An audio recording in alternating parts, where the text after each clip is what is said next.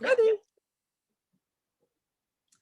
Okay, everyone. My name is Eva Marie Everson. I'm the president of Word Weavers International and the director of Florida Christian Writers Conference.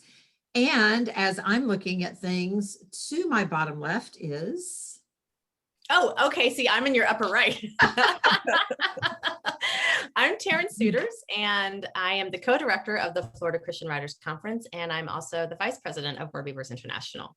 And that is all a true statement. Taryn did not lie, not one time, except for the part about being right or left or whatever. But today by Kathy Bruins and Kim Blecourt, we are so excited. You know, I don't know who came to me years ago. I do know we were at Maranatha. Kim, I want to say it may have been you, but you came to me and said, I know that you are about to take over the Florida Christian Writers Conference, and Kathy and I teach something very unique. And you talked to us about the Book Proposal Studio. And since that time, we've been doing the Book Proposal Studio, which I want the two of you to talk about what you do and how you do it.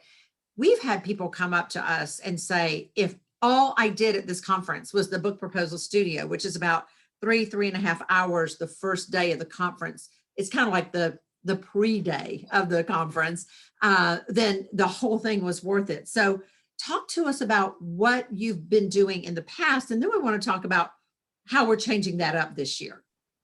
All right. Why don't I take the past and Kim, you take the future? Sounds good. All right. When we first started the Book Proposal Studio, none of us knew really what to expect in a class. And we were so blessed with the class being full every time. Yeah. And meeting so many wonderful attendees and hearing about their projects. But it became apparent to us that there's a real ministry here. There was such a fear of putting book proposals together that we would have attendees in tears, just the stress of it all. And we would just walk with them, not only through those 3.5 hours, but throughout the week. We'd meet up and talk about things and help where we could. But those 3 hours went so quickly. We tried to put everything into those 3 hours. And we talked about the 7 steps of doing a book proposal and would give examples and, you know, give them a few minutes to try it. And then we'd go around and make suggestions where we could.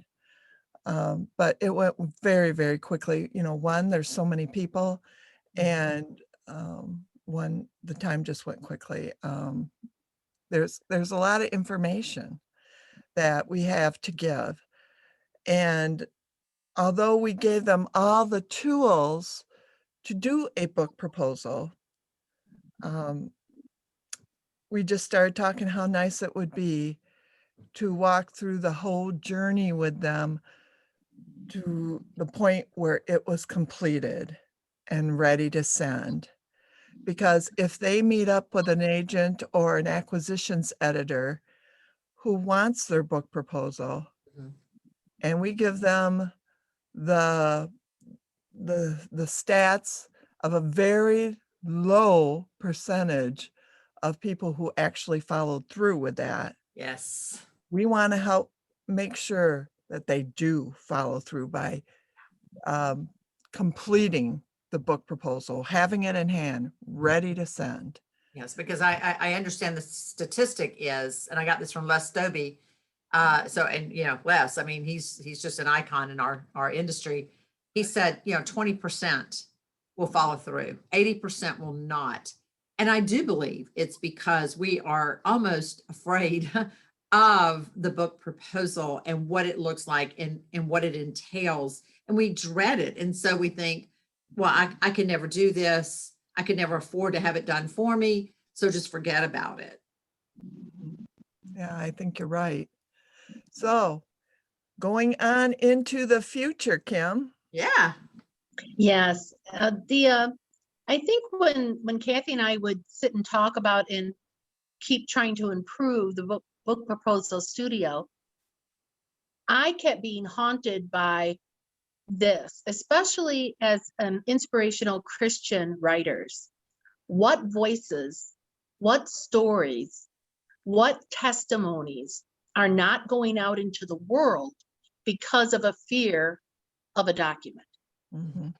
And that's what kind of kept me up. That's what, when the whole ministry really took a hold of my heart, because it was usually the, the returned missionary. It was the frustrated pastor. Mhm. It was the dear sweet Sunday school teacher, probably the one all the kids loved, that was in the class, that had a message that God had put on their heart, and it wasn't getting heard because of this stumbling block. So as brothers and sisters in Christ, we want to remove each other's stumbling block, right? Right. So the whole idea of the Book Proposal Studio always was, even from the beginning, to get them to that completed book proposal.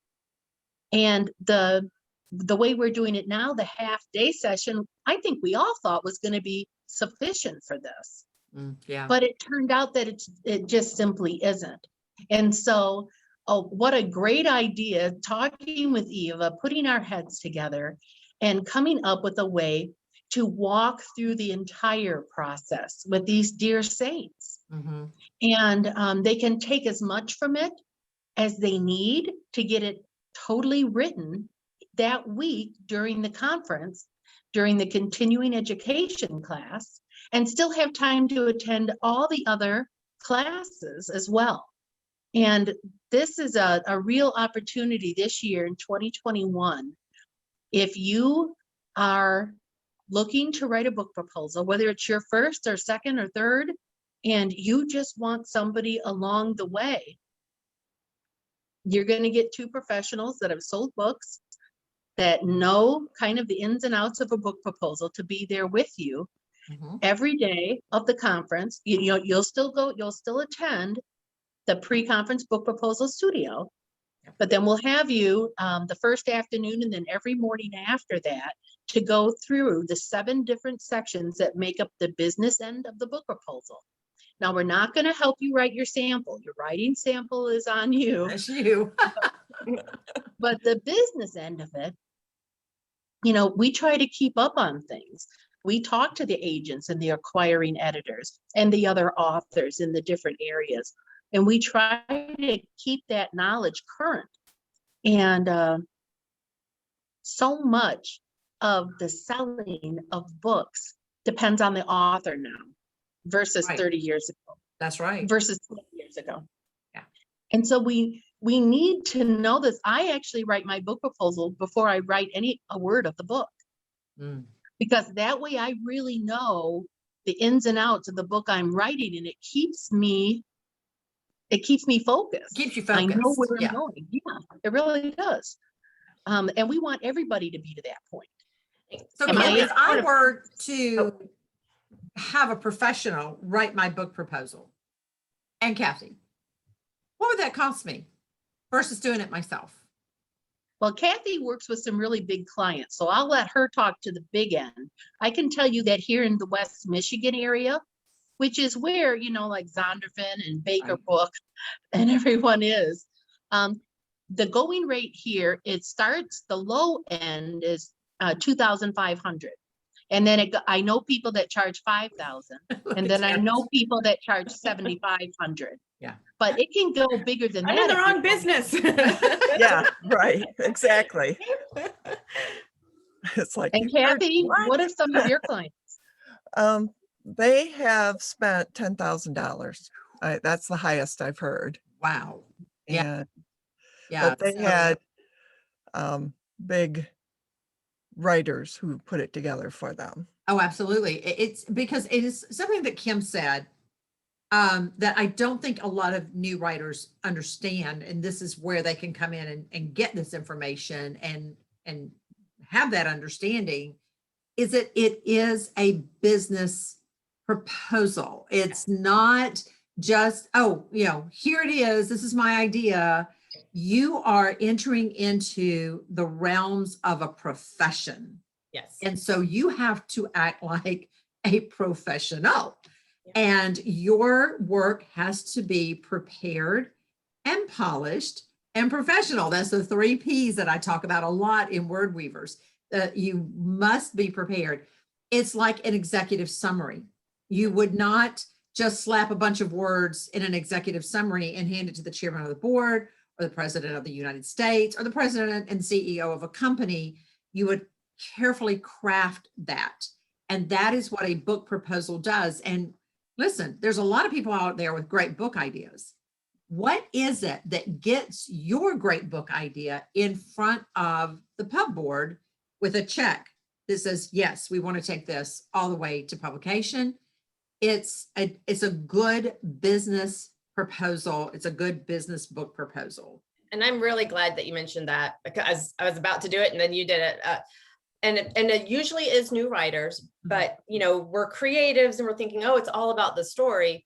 It might be all about the story to us, but what we have to realize is that writing is a business, and the publishing houses are there to stay in business and to make money and to make a profit and all of that. So if you are bringing them something that is not professional looking, it could be a great story, but it's not going to get read.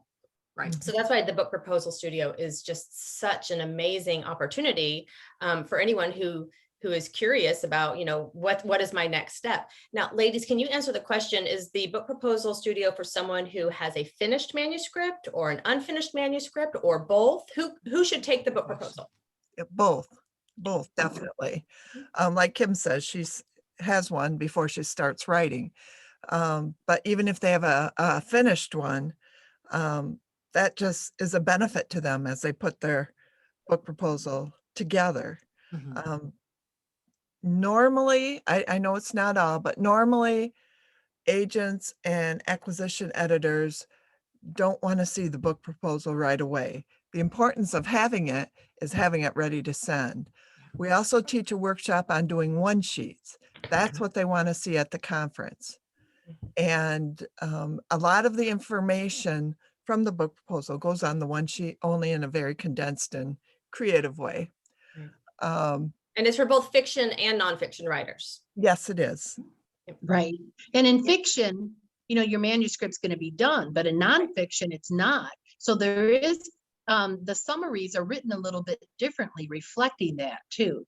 The summary and the chapter summary and a good full description of each chapter is written differently for the nonfiction book, whereas the fiction book is much more narrative flowing, all one document. Yep. So, and those are the kind of things that it really helps to have that helping hand and to know what they need when they're asking for different things as well.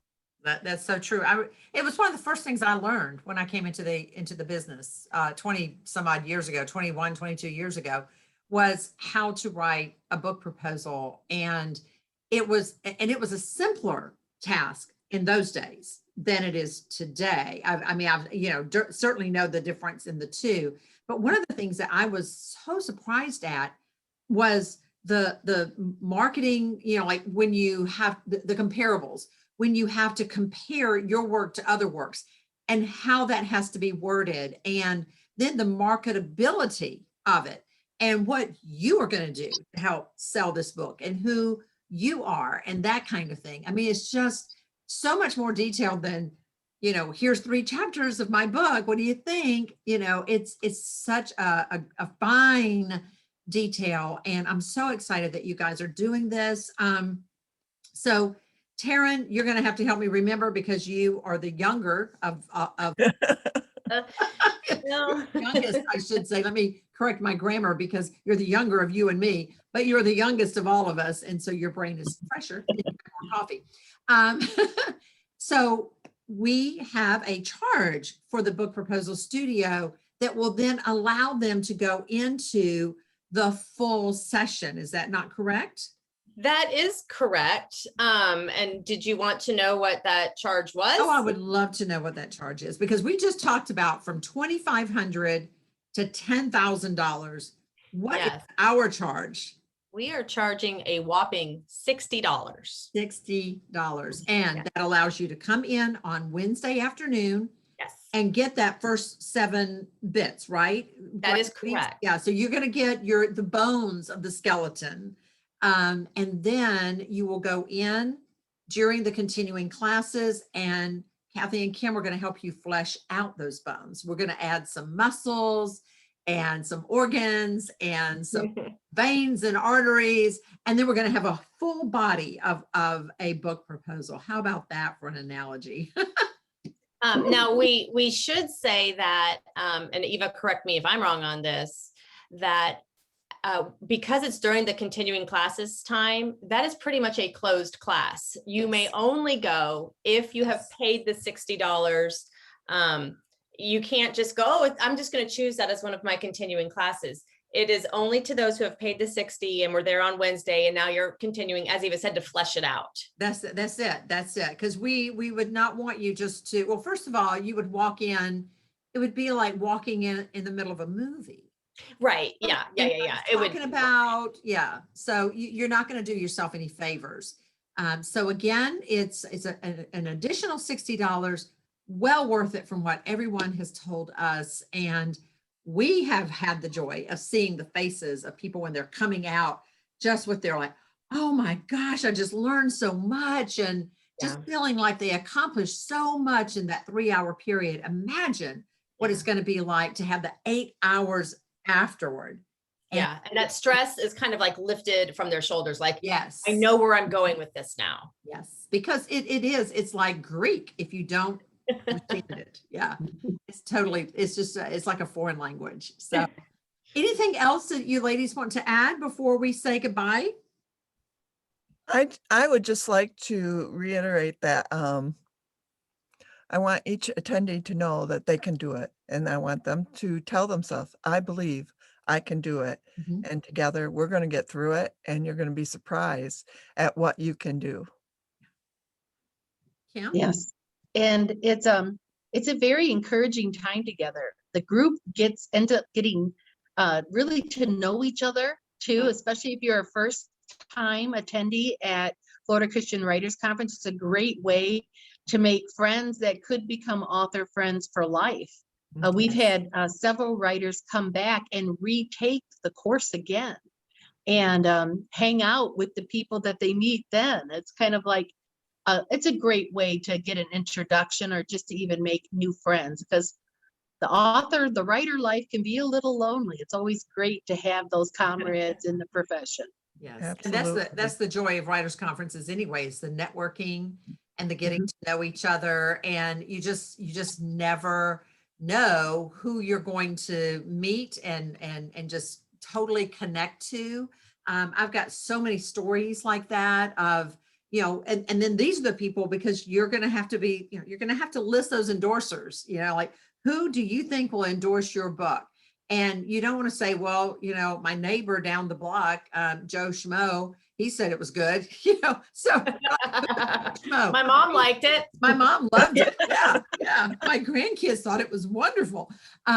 So, you gotta go beyond that. And it's at these conferences that we meet people that, you're like, oh, I never, ever thought I would meet this person. And we connected. And then they actually said, hey, if you ever want me to endorse one of your books, just here's my card, just let me know.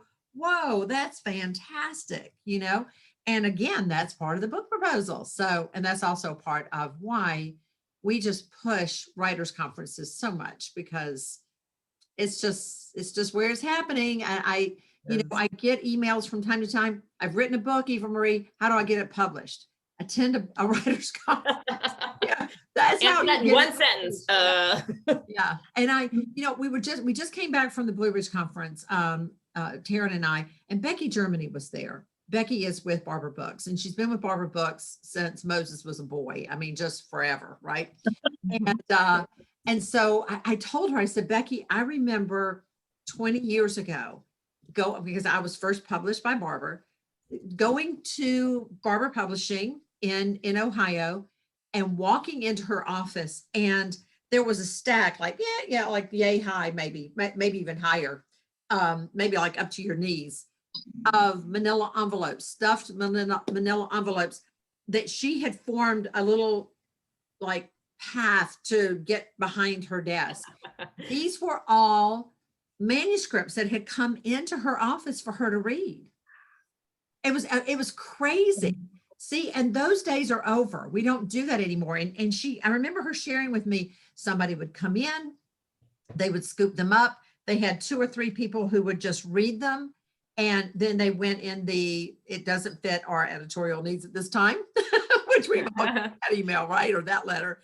And then it went to the let Becky see this one. But they started off in her office. They ended up back in her office if they were something that she needed to look at. But those days are over. We don't send in our manuscripts with an SASE anymore. It has to be the connections that we make at writers' conferences. And again, it's all about being prepared and publishable and professional and just all together, put together. Part of that is the book proposal. So thank you, ladies, for joining us today. I'm going to end the recording. We're going to stick around, and we'll see you next week, Taryn and I. Bye-bye for now. Thank you.